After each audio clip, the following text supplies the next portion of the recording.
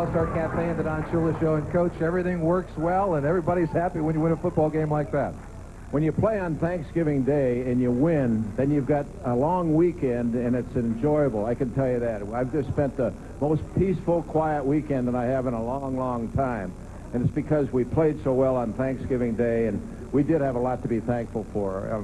You know, the fumble really helped, or the illegal touching really helped. But I was very proud of the way our football team played in the ball game, and we did a lot of things to win that football game, and thank God it worked out that way. I would have felt bad if we moved it down the field and then Pete had missed the field goal and the game's over.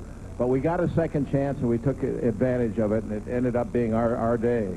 What do you think about in a day like that, when the weather is against you, when the crowd is against you?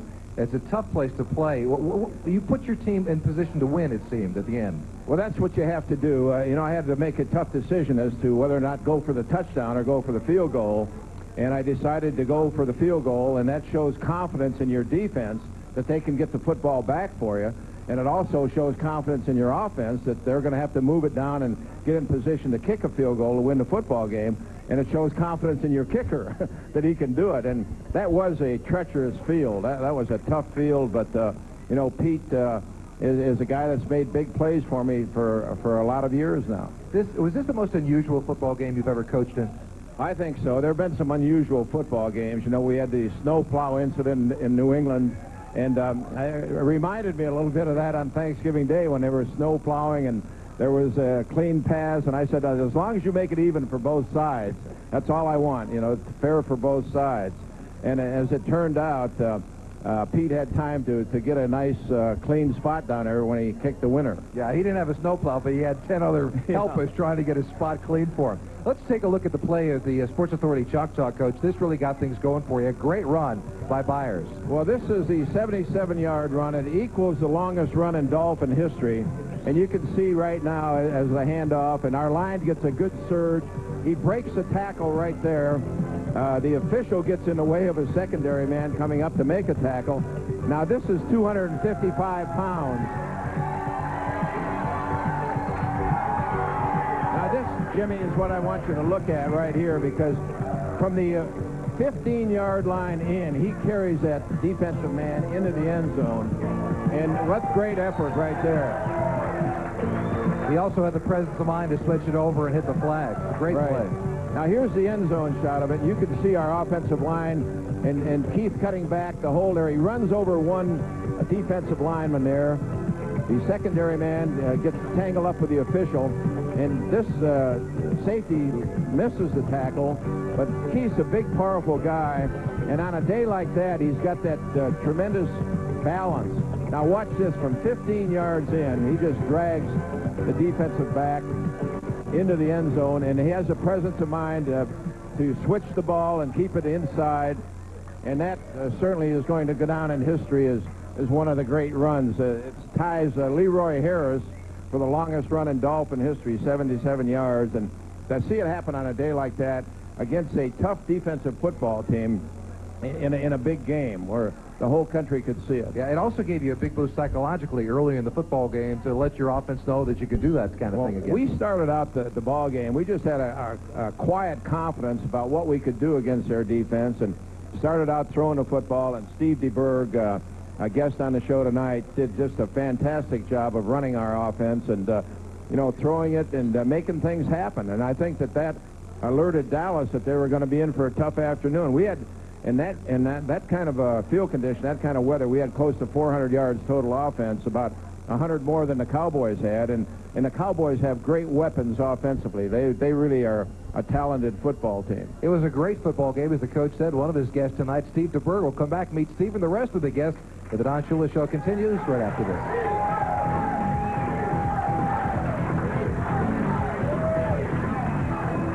The Don Shula Show is brought to you by American Airlines. Something special in the air. The Sports Authority. You've never seen anything like it. And by Mercedes-Benz. All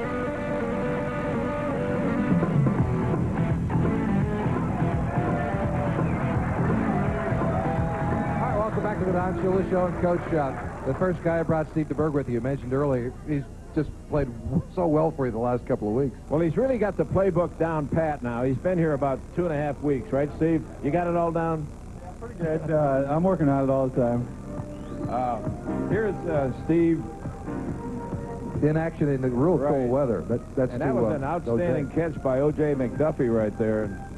Steve, what was it like out there? I mean, the footing must have been treacherous for you. Well, it's very slick. You know, that play right there is a big part of my game, the play action. And actually, on the run that Keith Byers had, I fell down, and it was kind of fortunate that happened early in the game, so I had a feel for how to come out of that because I did try to come out of it with a good fake, and I lost my footing. So you had to be very conscious of the footing in the game and you know, the grip on the ball and all that. And you just had to adjust to it. The receivers were kind of going in slow motion, and early in the game I was overthrowing some guys, and I had to adjust to that too. Some come by it naturally, going in slow motion. Coach, you've also brought a great linebacker with you too. Yeah,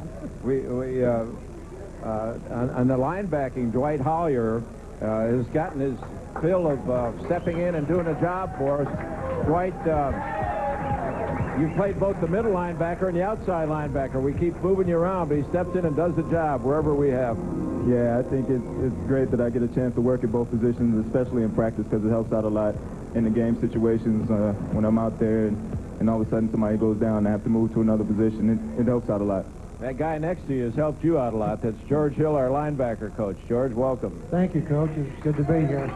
And what's even better is to have the linebackers that we have here to play that's helped our defense this year tremendously. And, you know, our Brian Cox had a great interception in that game that was on a 3rd down and 1.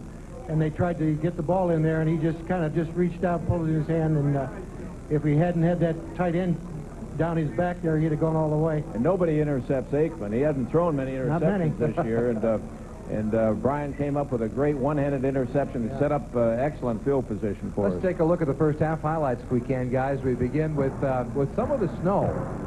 Shocked were you when you woke up on Thanksgiving Day and saw this weather, Coach? Well, actually, the morning it was nice, and then that snow hit, and I thought it was just one of those that wasn't going to stick on the ground, but you can see it stuck. We start out throwing, Steve. Right, that's 19 yards to Terry Kirby. Terry had a tough day. He fumbled twice in the ball game, critical fumbles, but Terry gets open and he makes things happen. Here's Pete trying to kick the field goal, and he just had absolutely no footing at all. You can't, the plant foot, when you can't get any traction on the plant foot, it's tough for a soccer-style kicker to hit it at all. Yeah, and no one could grab their footing, really, except for Keith Byers on this play, guys. Steve, this is the one where you fell down handing the ball off, huh?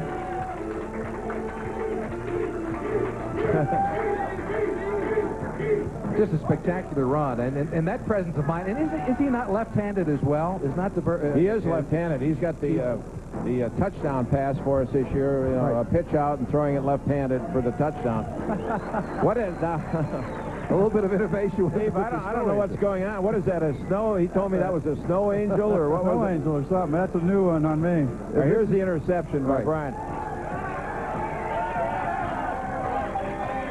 I don't think Troy Aikman wanted any part of tackling Brian when he was coming down on him there. Yeah, I think he'd probably make a good move there. He returned it 26 yards.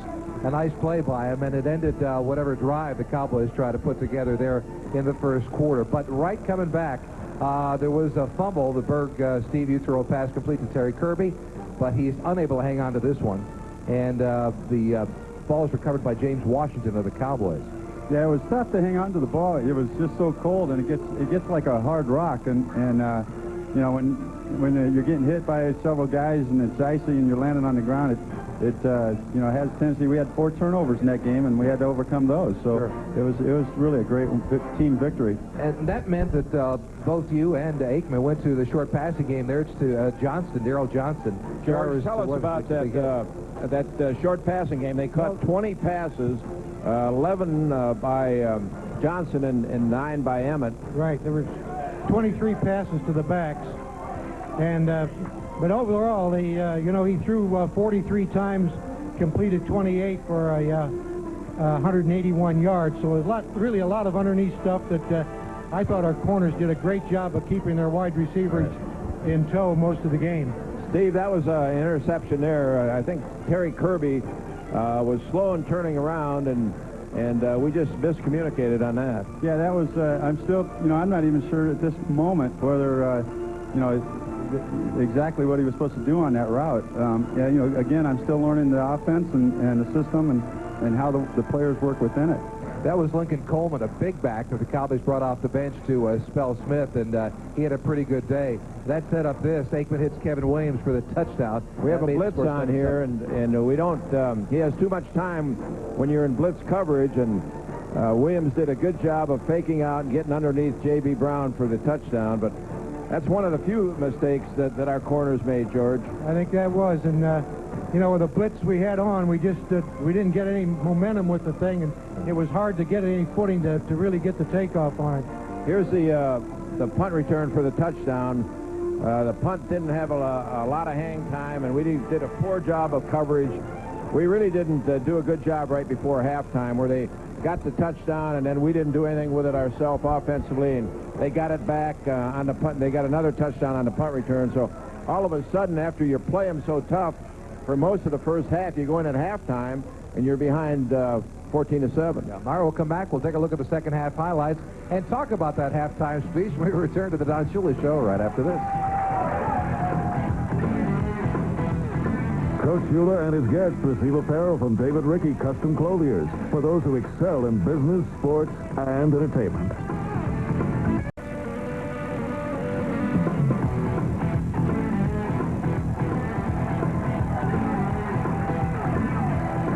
Welcome back to the Don Shula Show. Coach, each week I ask you what you said at halftime. Would you mind if I ask one of your players? Dwight, what did he say at halftime this past week? Well, he just said that we didn't play a good game right at the end of the first half, and that we had to come out in the second half and fight our tails off to win the game, and that's what we did. Man, you are telling me the truth. He listened. He did listen. He played a good game for you. Let's take a look at the second half highlights. This became a great second half, one that I think most Dolphin fans will remember for many, many years to come. Steve, you began by hitting Mark Ingram off the slam pattern for a gain of 39 yards. Yeah, Mark had some real big plays. Mark was the big threat, the deep threat in the ball game. He like Keith Byers, takes little short steps, and so you kind of had to, I was learning receivers actually during the game which ones were better during those conditions, and Mark was tremendous. That set up the 20-yard field goal, Coach. It was 14-10 at this point. Well, it felt good to get back scoring, after the touchdown run by Byers. And, we're moving the ball. Here's the underneath pattern to Byers. And, again, he's got that great balance, and he's so strong and tough to bring down. A day like that, you just want to get him the ball as much as you can. And then Kirby gets involved, too. You found him. The short passing game was working for you, Steve. Yeah, it was. This was a big, Dallas Cowboys were really using the running back dump pass, and it was working real good for us, too. And you come down, and this is the situation you're faced with, Coach, the tough one. You decide to kick the field goal, and it winds up working for you. What went into this decision? Well, I just felt that at that time that the field goal was important to come out with something. If we go for it on fourth down and we don't get it, chances are the ball game's over. But in that situation, we got the 3 points, and our defense got us the ball back, and they cooperated by missing this field goal. And we still had time. Your defense played so well at that point. Coach Hill, what were the thoughts of the defense going there? He had to stop and get the ball back, huh? Well, at halftime, we made a few adjustments in our coverage, and we felt like we could take away some of the third down things that they've been doing to us, which we did. Yeah. Dwight did a heck of a job on a couple things that really paid off for us, and we got the ball back. All right, here's That's the blocked field goal rolling down there. Now Lett comes in, kicks it into the end zone, and a good job by your team, Coach, of realizing what the rule is. That's the most important element there, isn't it? Right. For our football players to stay away from it and be on top of it should they touch it illegally. And Jeff Dellenbach recovered it in the end zone and knew exactly what he wanted to get done. And this is the winner right there. That sets up the winning field goal as time expires, and the Dolphins come away with a 16-14 win over the Dallas Cowboys. One for the books. I'm certain about that. Dwight, can you remember a football game that you played in that was more unusual than that one? I can't say that I have. I've never been in a game that unusual. I've never been in weather conditions that bad. I've been in some cold games and some snow, but I've never been in the icy conditions that we were in. We ought to ask Steve that question. You've been around a while, Steve.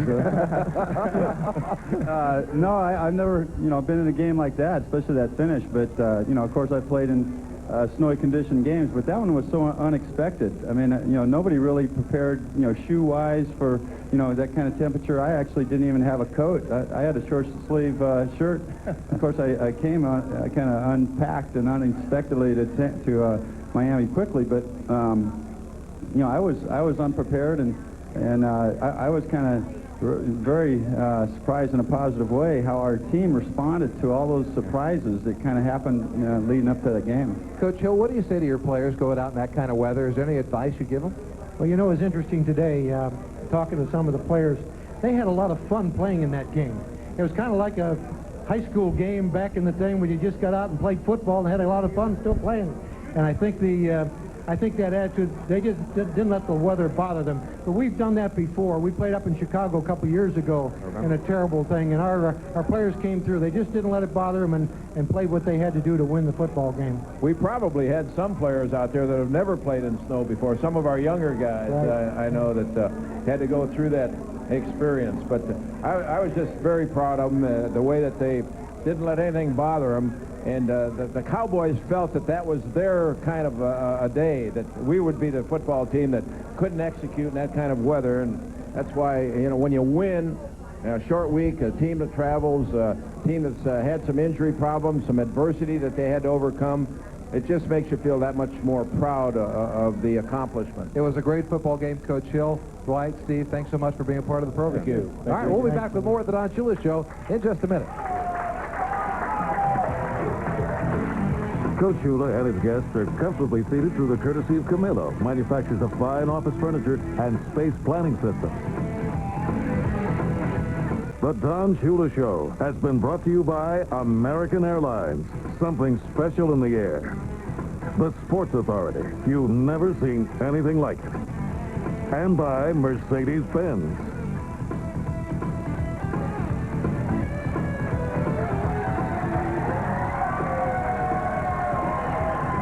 Welcome back to the Don Shula Show. Coach, you got the Giants coming in town this weekend, which is kind of unusual. The team has not played here before. The Giants haven't come into town too many times in the past. We were scheduled to play them many years ago, and there was a strike, and that game was called off. And then we played them preseason this year over at Joe Robbie. But this is a very, very good football team. They have one of the best records in pro football right now. And Phil Simms is doing a good job as their quarterback. And here's Phil. He came up yesterday with some key plays. Third down and long yardage.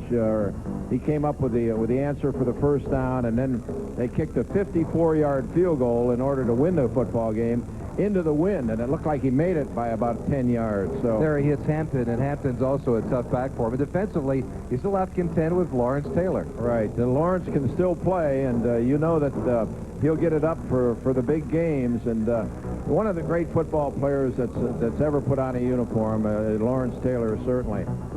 And here's Phil moving around again and finding a receiver, buying time for the receiver to get open, and making the big play that keeps the drive alive. And that's what you got to get done in this league. I know that they had to be cheering for us on Thanksgiving Day because we really helped them with a win over Dallas. But Dan Reeves is an excellent football coach.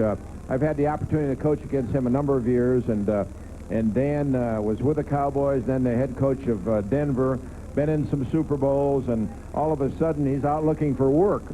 And I was very happy that he found work with the Giants, and George Young, who's a good friend of mine that runs the New York Giant football team, their general manager, and has really put it together. And I think the two of them, the combination of Dan Reeves and George Young, is a good combination, and they work well together. Is this football team, the Giants, do they look anything like the Broncos as far as what they try to do with the ball? Very much so. You can see Dan's influence all over the offense.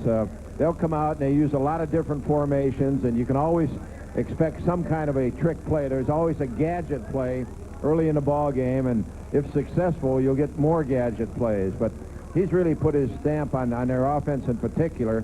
He's also got their kickers from Denver over there. He got the Haran, a left-footed punter, brought him in, and of course the field goal kicker, who is primarily a kickoff man and a long field goal kicker. And Dan made the right decision in a game yesterday against Phoenix. Yeah. Brad Delviso, 54 yards, was a great kick in the bad weather condition, too. Coach, talk about this stretch you've got coming up. We've got about a minute left. You've got 3 football games here at home. This is a vital stretch for you, but it's nice to be at Joe Robbie. It's nice, and it's nice coming off of the 2 wins in 5 days. That really made everything the way that you want it to be coming into this home stretch of 3 home games in a row. And the Giants first, and then the Steelers on Monday night, and then, of course, Buffalo coming back down here. And, these are clubs that you got to handle. If you want to be the best, you got to be able to beat the best, and that's the challenge that's ahead of our football team. Well, it's a nice position to be in. The Dolphins are 9-2, a big win over the Cowboys. Coach, congratulations. We'll see you again next Monday night. That'll do it for the Don Shula Show. We'll see you next Monday. Stay tuned. Monday Night Football coming up right after this. Don Shula and his guests receive gift certificates from Carroll's, the fine jeweler South Florida relies on for quality, service, and integrity. The Don Shula Show is a production of the Tinsley Sports Network, a division of Tinsley Advertising.